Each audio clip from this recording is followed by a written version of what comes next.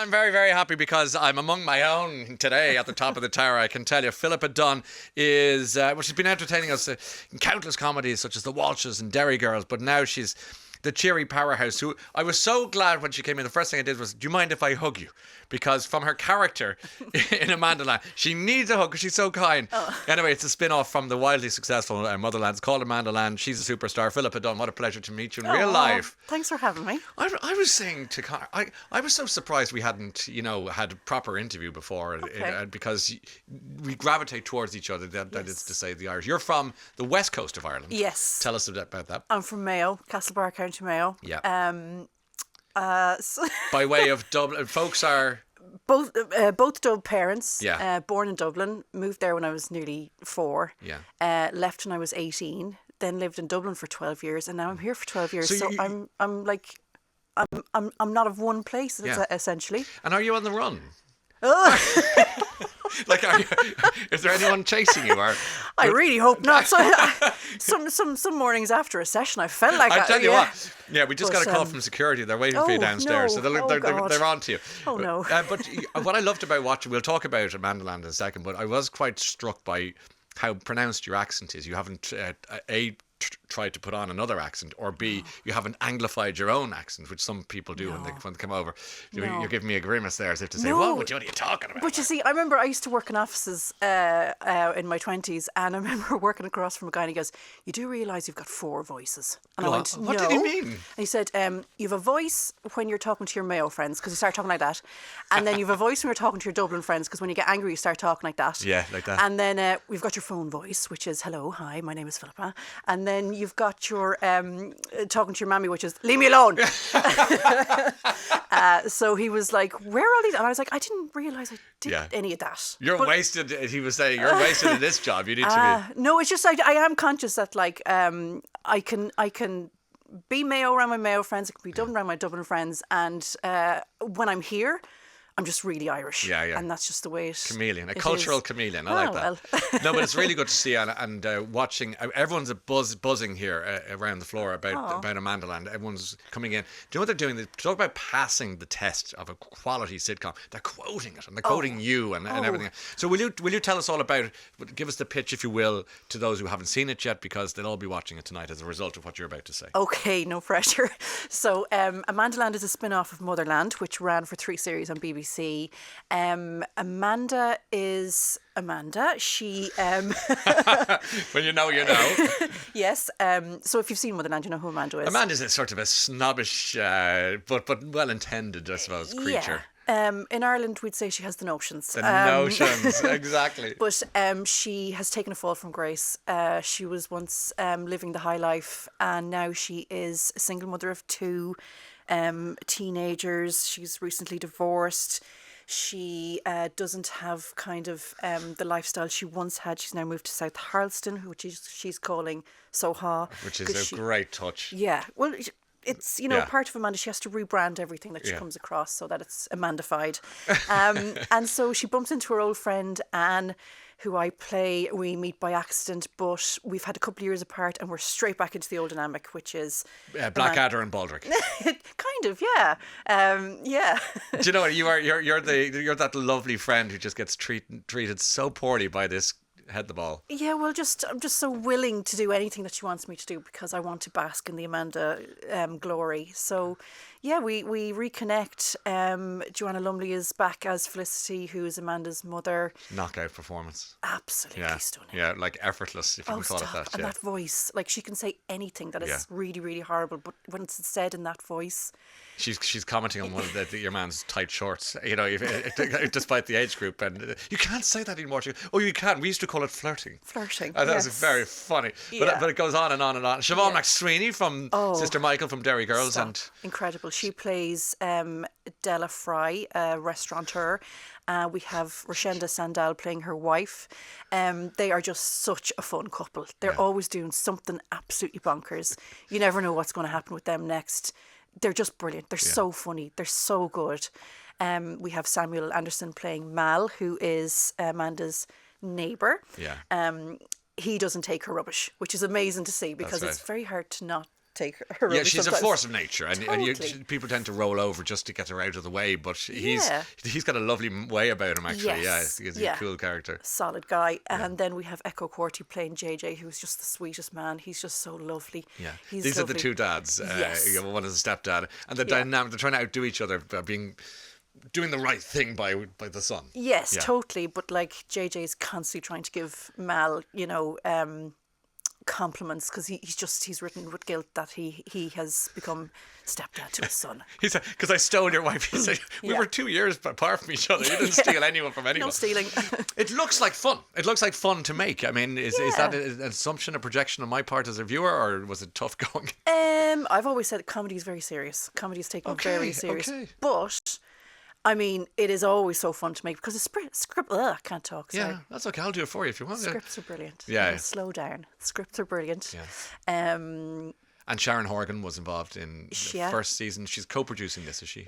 Co-creator of Motherland. She's producer on this. But the show itself is written by the same Motherland writers. So Holly Walsh, Helen Serafin, and it's Bronco Shaughnessy. Yeah.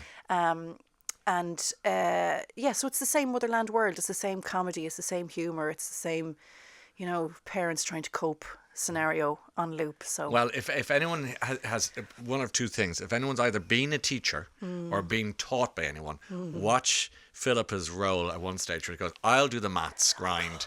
And you must have felt for teachers everywhere, like in that, just going, "It'll be fine." And my goodness, that scene. By the end of it, because anyone has tried to help a kid, I can't add. So stop. imagine trying to help your kid with maths, and you're just going, "Oh crikey, I just I can't do felt this." for myself, You Ryan, felt for because yourself. I can't maths. I can do a lot of things. Maths is so far down that I can't do it. The same. Atrocious. I was watching it with my husband, and he's like turning around the chair, going, This is you. "Are you now? This is acting. This is BAFTA winning performance here." Because my husband's a bit of a maths genius. He's a whiz on Excel. I mean, he can just.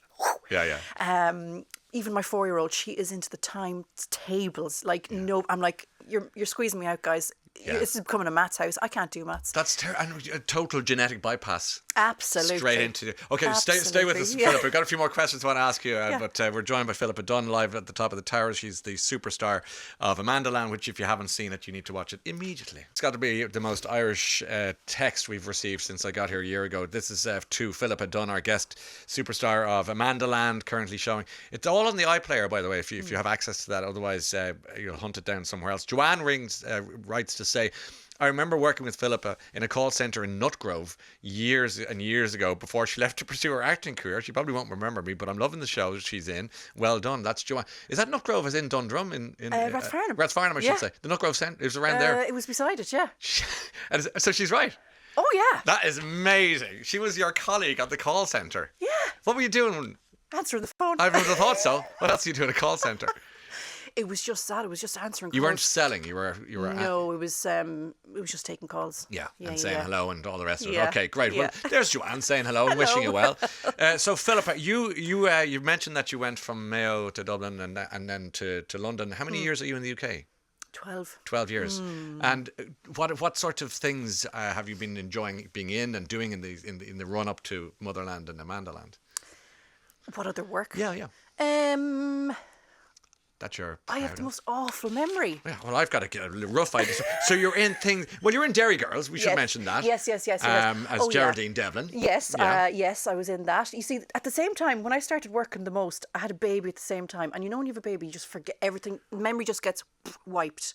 So I kind of can't remember a lot of stuff. So what happened? What you're describing is that thing where you're standing waiting for a bus and three come along at the same time.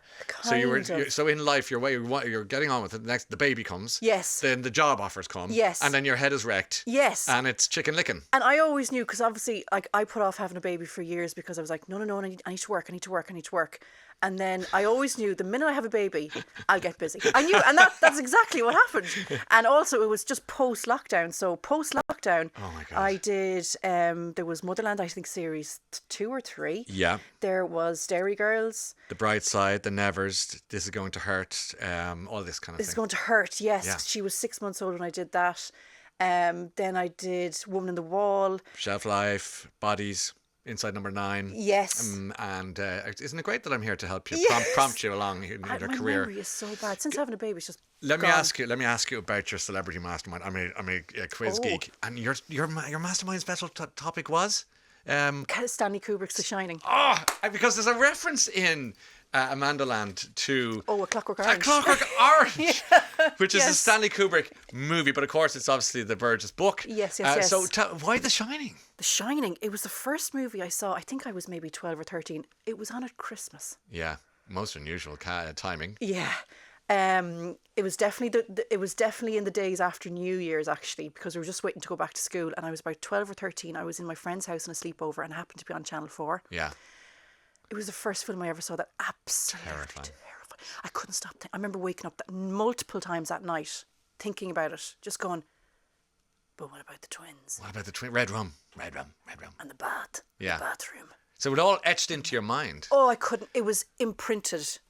And then the second movie that did that was Silence of the Lambs. Yeah, which terrific choice. Gosh, you really picked the good ones, I though. love the horror. They're classy horror films. Oh, yeah. Because they're really disturbing. You don't have to see too much happening. Yeah. It's the suspense. They do suspense in such a masterful way. It's just, you're like, I want to see what happens next, but I don't want to see what happens next because the last thing terrified me. And if this is ramping up, I don't know if I can cope with the culmination. Isn't that the art of really good horror, is what you don't see? As you're describing, it's that what like when Jodie Foster is Clarice Starling making her way down the basement to see Hannibal Lecter himself, and he's sitting there. When you remember, she turns the corner and he's sitting there flicking through the pages.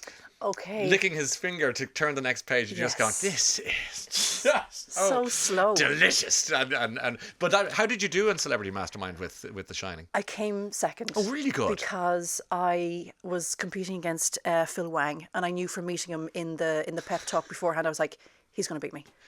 So I was like, oh God, if I could just get one more ahead of him. Yeah. But no, I knew I wasn't going to win. On our last question, on Motherland and now Amandaland, your daughter's 4 now. Do you think your opinion of the programme that you're making has changed since you've been a mum? There was definitely a penny dropping moment. Yeah. Tell me about that. What happened? So, like, for the first couple of series, I didn't know what I thought. Is this all just ramped up for entertainment purposes, or is any of this real? Yeah. And then I remember the moment, like, I just copped on that, like, the school gate scenario is real. And it's as terrifying as it is on the TV show, because it's just an explosion of sound and noise and chaos and stress. And then... microaggressions, probably. Yeah, and kind of like trying to hide and run away as quickly as possible. Yeah. And then... the parent-teacher meeting scene in the thing where the bell goes and your time is up and someone says, like, the Hunger Games.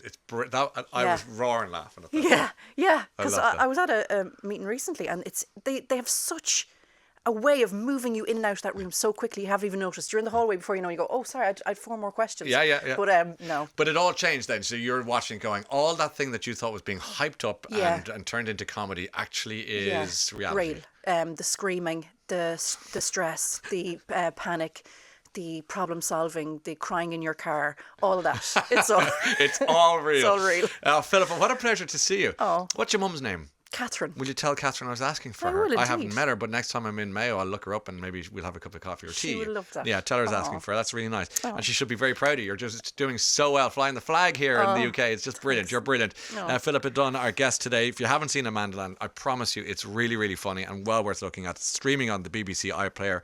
Episode 2 on BBC One on Wednesday at 9 o'clock. So you'll get that terrestrially, as it were. What a pleasure to see you. Good luck. Thank you. See you next time. There's